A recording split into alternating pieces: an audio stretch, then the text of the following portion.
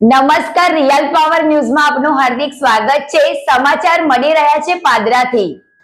પાદરા નગરપાલિકાની સામાન્ય સભા યોજાઈ, જેમાં 53 કરોડના વિકાસના કામોને મંજૂરી।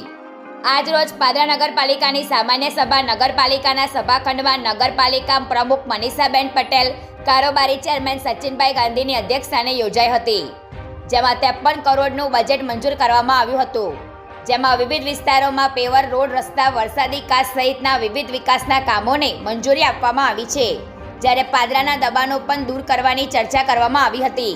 પ્રકાશ પટેલનો report, real power news, Padra.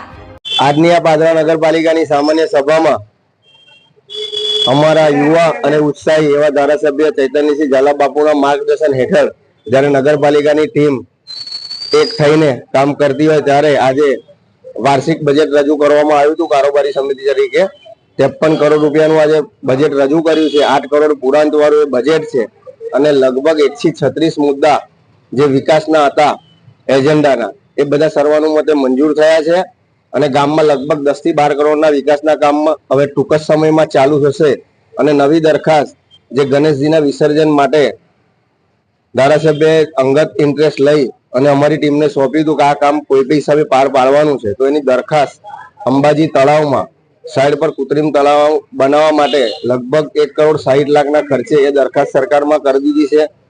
ગાયજ વરસાદી કાચ જે છે એમાં થોડું નોર્મલ પાણીનો પ્રોબ્લેમ છે, એ 1 કરોડ 72 લાખ રૂપિયાના ખર્ચે એને પણ મંજૂરીમાં મૂકી દીધું છે અને ટૂંક જ સમયમાં એનું પણ કામ ચાલુ થશે। આવા વિવિધ વિકાસલક્ષી મુદ્દાઓ આજે મંજૂર થયા છે।